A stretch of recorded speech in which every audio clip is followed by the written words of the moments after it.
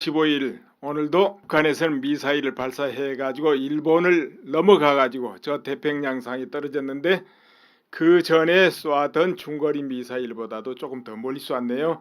그러니까 이제 괌을 언제든지 때릴 수 있다 이렇게 한번 보여도 주고 또 그리고 기술 완성도를 높이기 위해서 여러 가지 목적으로 발사했다고 봅니다. 더구나 이번에 12일 날 유엔에서 북한 제재법을 통과했지 않습니까? 그게 반응으로 또 그렇게 했다 이렇게도 볼 수 있습니다.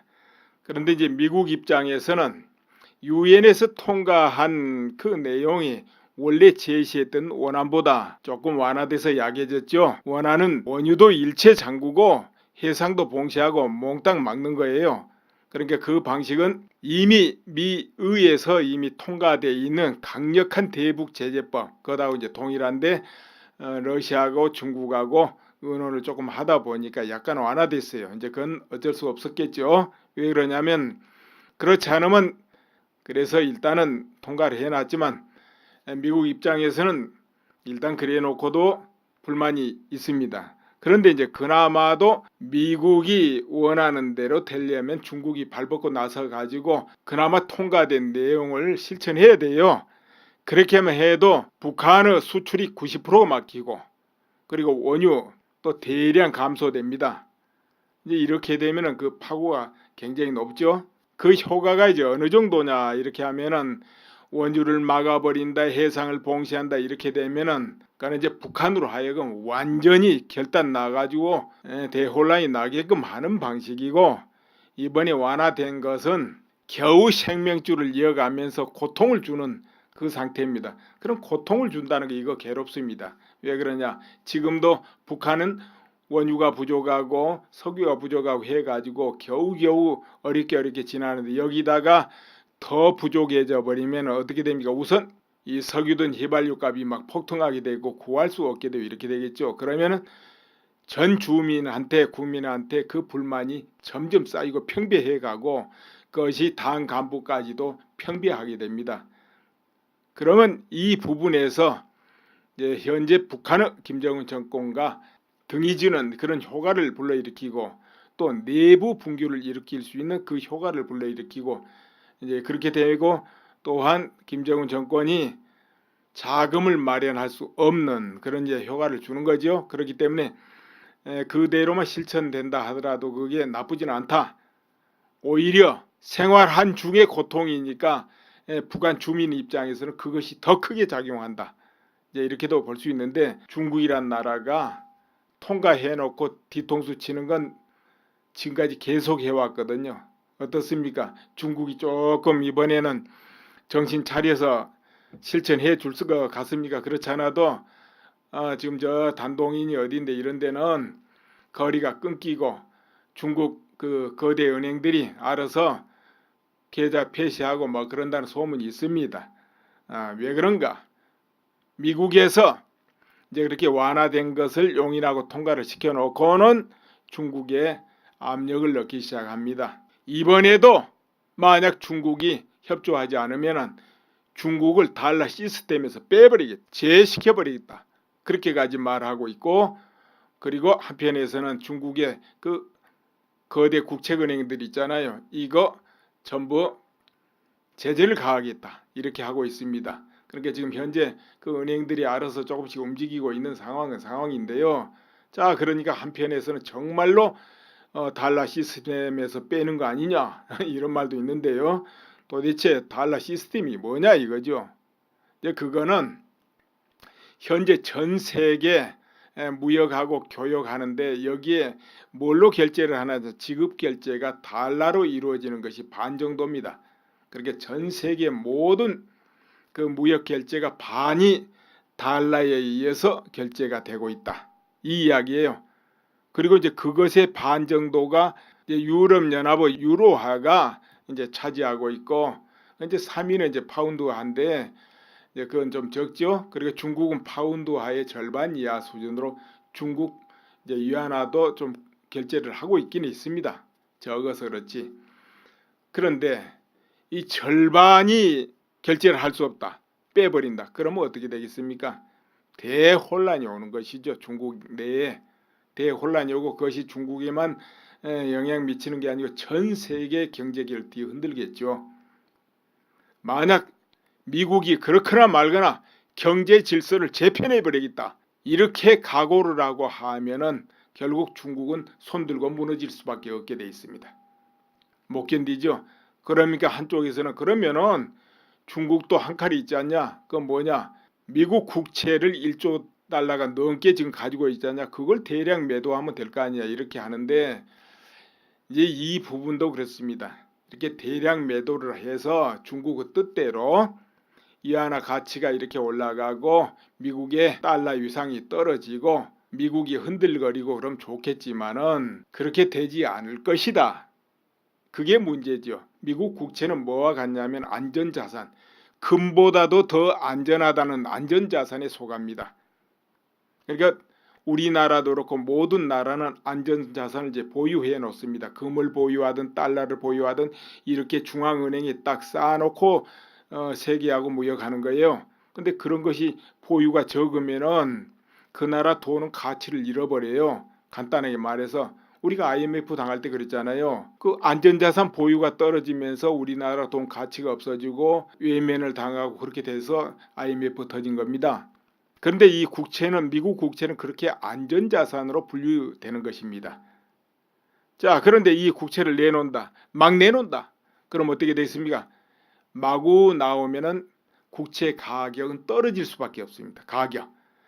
근데 국채라는 건 특이하게 가격이 떨어지면 금리가 반대로 올라간다는 것이죠. 금리가 올라가요. 자, 그렇게 되면은 이자율이 높아진 이 미국 국채를 욕심내는 나라가 많아진단 말이에요. 가격은 떨어지는데 이자는 높다. 그럼 어떻게 하겠습니까? 나라마다 그 안전자산인데 달겨들어서 다 사게 돼요. 그러면 결국은 어떻게 되냐? 중국이 나머지 보유하고 있는 그 미국 국채 가격만 떨어지는 거예요. 그럼 손해는 누가 납니까? 중국이 나죠. 거기다가 그렇게 되면은 이 국채가 빠져나가면서 위안화가 안전자산이 받쳐주지 못하면 어떻게 됩니까? 위안화의 위상이 또 죽는 거죠. 그래서 위안화 가치가 또 대량 폭락을 해버린다는 거죠. 거꾸로 위안화 가치가 올라가고 달러가 그야말로 죽사발이 나면 좋겠는데 그렇지 않을 것이다 이런 이야기죠. 왜? 미국 국채는 인기가 있기 때문에 다른 나라에서 나서서 다 사버린다 이런 말이에요. 괜히 중국 안에 그 나머지 보유한 미국 국채 가격만 내려가고 위안화는 위안화대로 밑으로 빠지고 이렇게 되면은 중국 입장에서는 그야말로 최악의 그 난이 되는 거예요. 그렇게 이제 미국이 실시할 때는 그거 다 계산하고 할 수밖에 없고 그리고 전 세계 금융을 누가 틀어지고 있습니까? 미국이 틀어지고 있기 때문에 미국이 유리하게 하지 중국이 유리하게 그런 걸 하겠습니까? 어떻게 하든. 그래서 중국에서 미국 국채를 대량 매각해도 소용이 없다. 나는 그렇게 이제 봐지는 겁니다. 그렇게 되면은 결국은 이제 중국이 손들게 되는데 자, 중국이 그런 거 그래 좋아 그렇게 해도 좋고 중국의 주요 은행들이 미국과 거래 못하고 막혀도 좋아 이렇게 할까요? 이제 그렇게 하다 보면 중국 내에서 어떤 일이 벌어질지 알 수 없는 거죠. 미국은 이제 그런 거 계산하고 안 돼. 보통 국제 관계가 그렇게 이제 극단적으로 잘 안 하기 때문에 이번 같은 경우는 이제 중국한테 압력을 넣는 거죠. 이번에도 뒷짐지지 말아라 하고 아무튼 미국은 이렇게 하든 저렇게 하든 명분 쌓고 있는 것이고 미국 여론은 점점 북한에 대해서 나빠지고 있고 중국에 대해서 나빠지고 있고 또 세계 여론도 마찬가지고 이렇게 중국은 그 속에 있는 겁니다. 또 미국은 그것을 바라보고 있는 것이고 그리고 미국의 트럼프 대통령 그 행정부의 결정은 바로 한국의 운명을 좌우하고 있다. 지금 한국 내에서는 자체적으로 한국을 어떻게 살려보면 뭐하고 그런 기운이 너무 미약하다. 또 과연 누가 나와가지고 그렇게 할 수 있나? 참 그런 인물이 있나 할 정도고 그래요. 우리 국민들도 뭐 안전불감증이라도 좋고 어떻게 됐든 또 태어나고 있습니다. 그러니까 이제 과연 한국은 어떤 사태를 능동적으로 해결하고 힘을 갖추고 안보를 걱정하고 할 의지가 있는가 없는가 그것도 의문이 갈 정도예요. 조선시대부터는 공격적이거나 능동적이보다는 수동적이고 방어적이었다. 의식 자체가. 조선에 중국의 유학이 들어오고 이렇게 하다 보니까 국민 의식 자체가 그렇게 변했지 않는가 싶을 정도예요. 그러니까 뭔가 따라가고 방어적이고 그렇지 자체적으로 나서서 해결책을 찾고 공격적이고 뚫고 이런 그 의지 기백이 좀 많이 약하지 않는가 이렇게 싶어요. 이 정도 사태를 만나서도 뒷짐지고 있단 말이에요. 나무일같이. 이건 태연하고 여유가 있고 그래서 그런 것도 아니고 자신감이 있어서 그런 것도 아니에요. 그런데 그럼 이런 것이 뭐 절망적이냐? 그건 아니죠. 그건 아니고 어떻게 하든지 트럼프 대통령이 해 나간다고 믿어지고, 그리고 북한 입장에서도 아무리 큰 소리 치고 미사일 날리고 하지만은 또 그 사회가 특수 사회가 돼가지고 그 모든 압박에도 견뎌낼 수 있다 하지만은 한계가 있는 거예요. 아무리 그래도. 그렇기 때문에 북한이 이제 어려움에 점점 더 깊이 들어가고 있다 보고, 요즘 김정은 얼굴이 뭐 별로 좋아 보이지도 않아요. 살은 뭐 뚱뚱하게 옛날보다 굉장히 많이 쪘네요. 좋아 보이지 않고 기색이 뭐 그렇게 썩 좋아 보이지 않습니다. 나중에 통일돼도 큰 문제가 하나 있습니다. 뭐가 있느냐 하면은 북한이 너무 마약 천지가 돼버렸다는 거죠. 북한 주민은 국민 반수 이상이 마약을 체험했다 그래요. 물론 거기 중독자가 반수다 이런 소리는 아니죠. 그렇게 하다 보면 중독자가 10% 20% 나온다는 거 아니에요? 10%는 넘는다 이거예요. 어찌됐든 중독자가. 이건 큰 문제죠. 그렇죠. 그러니까는 그저 친구들끼리 만나면 의뢰 마약 꺼내놓고 서로 같이 나누고 그 인사라고 그러잖아요. 또 위에 고위층에 상납하고 뇌물 줄 때 마약 정제 잘 된 거 그거 주는 게 A고, 북한에서는 마약 자체를 나쁘게 받아들이지 자체를 않는다고 그래요. 아주 그 피곤하고 몸 아플 때 좋은 약으로 인식한다고 그래요. 북한 주민들은 인식이 그렇다는 거예요. 나쁘게 인식 자체를 안 한다는 거예요. 그러니까 얼마나 막 퍼지겠습니까? 심지어는 국가에서 군인들 전투력 높이려고 전선주 그래가지고 술에다 마약을 타가지고 먹이는 나라가 바로 북한이에요. 전선주. 그러면 겁이 없어지고 좀 다쳐도 어디가 몸이 아파도 아픈 줄 모르고 막 싸운다 이거죠. 그렇게 해가지고 전투력을 높이려고 전선주를 먹이는 곳이 북한이에요. 전선주. 그러니 이제 그것이 큰 문제가 될 거예요 앞으로. 참 북한하고 통일에도 어마어마한 그런 장벽이 있다는 거죠. 지금도 뭔 민족이 어떻고 민주가 어떻고 통일이 어떻고 하면서 환상에 젖어 있는 국민도 많고 또 그런 것을 선동질하고 있는 그런 사람들도 많고 이제 그래요. 지금도 이 한국보다는 북한을 걱정하는 그런 세력들도 굉장히 많습니다. 한국이 어찌됐든 걱정을 안 해요. 북한이 어떻게 될까 걱정하는 거예요. 실제적으로 그런 사람들은 한국을 지키자 살리자 해가지고 무슨 기지를 만든다, 뭘 배치하겠다, 설령 또 핵무장을 하겠다 해보세요. 앞장서서 다 반대할 거예요. 어떤 논리를 들이대든 국민을 어떻게 설득하든 선동하든 절대 안 된다고 앞장서 막을 거예요. 그럼 그런 사람들이 북한에 대해서 그렇게 막는 거 봤습니까? 절대 안 막죠. 북한에서는 핵을 쏘든 그 무엇을 해도 거기는 이유가 있다, 체제 보장이다, 아니면은 그렇게 해야 될 까닭이 있을 것이다, 뭐 아직은 덜 완성했을 것이다 하면서 계속 변호해 주죠. 대변하죠. 그런 사람 많아요. 이제 그렇지만은 그렇게 마음대로는 안 될 것이다. 결국은 우리 국민들도 자각하고 정신 차리고 할 것이다 이렇게 보는 것이고, 그 다음에 또 안보가 무너지면 무조건 상층부는 다 제거된다. 이건 역사적인 모든 통례이기 때문에 정말 이 나라에서 좀 행색계나 하는 사람들, 권력 있고 권세 있고 그리고 먹고 살만한 분들, 결재권 가진 사람들은 정말 자각해야 됩니다. 언론에서부터 저 국회까지 모두 자각해야 돼요. 안보가 무너지면 상층부는 다 기본 제거당한다. 왜 그러겠습니까? 제거를 해야 재산이고 모두 한수해가지고 공로자들 나눠줄 거 아니에요.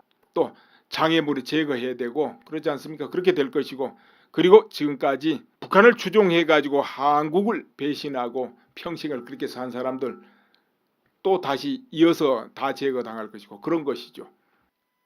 그 다음 차례는 일반 시민이 되죠. 그렇기 때문에 안보는 제일 소중하다. 안보가 있어야 경제도 있다.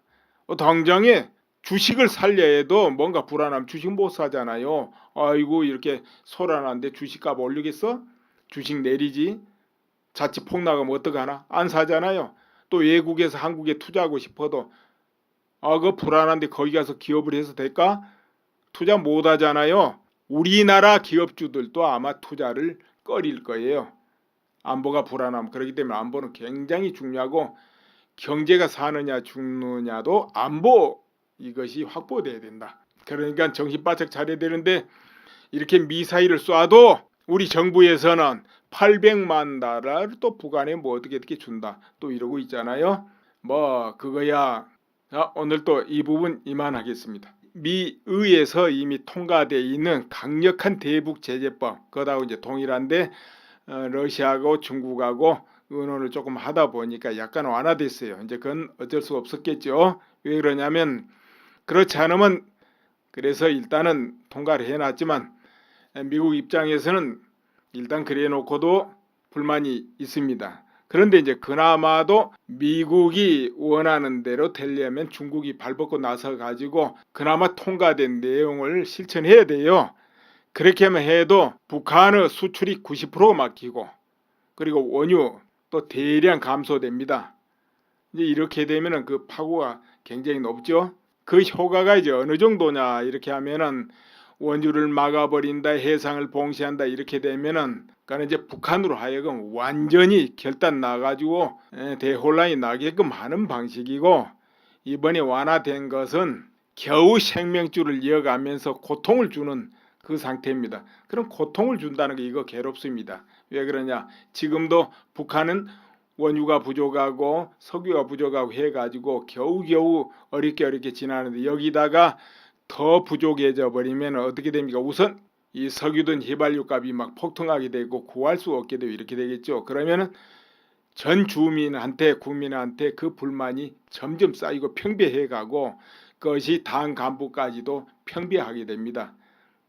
그러면 이 부분에서 이제 현재 북한의 김정은 정권과 등이 지는 그런 효과를 불러일으키고, 또 내부 붕괴를 일으킬 수 있는 그 효과를 불러일으키고, 이제 그렇게 되고, 또한 김정은 정권이 자금을 마련할 수 없는 그런 이제 효과를 주는 거죠. 그렇기 때문에 그대로만 실천된다 하더라도 그게 나쁘지는 않다. 오히려 생활한 중의 고통이니까 북한 주민 입장에서는 그것이 더 크게 작용한다. 이제 이렇게도 볼 수 있는데, 중국이란 나라가 통과해놓고 뒤통수 치는 건 지금까지 계속 해왔거든요. 어떻습니까? 중국이 조금 이번에는 정신 차려서 실천해 줄 것 같습니까? 그렇지 않아도 지금 저 단동인이 어딘데 이런 데는 거리가 끊기고 중국 그 거대 은행들이 알아서 계좌 폐쇄하고 뭐 그런다는 소문이 있습니다. 왜 그런가? 미국에서 이제 그렇게 완화된 것을 용인하고 통과를 시켜놓고는 중국에 압력을 넣기 시작합니다. 이번에도 만약 중국이 협조하지 않으면 중국을 달러 시스템에서 빼버리겠다, 제시켜버리겠다, 그렇게까지 말하고 있고, 그리고 한편에서는 중국의 그 거대 국책은행들 있잖아요. 이거 전부 그렇게 해가지고 전투력을 높이려고 전손주를 매기는 곳이 북한이에요. 전손주. 그러니 이제 그것이 큰 문제가 될 거예요, 앞으로. 참 북한하고 통일에도 어마어마한 그런 장벽이 있다는 거죠. 지금도 뭐 민족이 어떻고 민주가 어떻고 통일이 어떻고 하면서 환상에 젖어 있는 국민도 많고, 또 그런 것을 선동질하고 있는 그런 사람들도 많고, 이제 그래요. 지금도 이 한국보다는 북한을 걱정하는 그런 세력들도 굉장히 많습니다.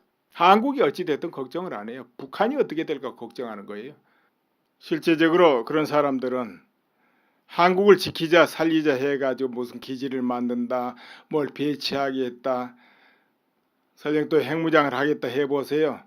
앞장서서 다 반대할 거예요. 어떤 논리를 들이대든 국민을 어떻게 설득하든 선동하든 절대 안 된다고 앞장서 막을 거예요.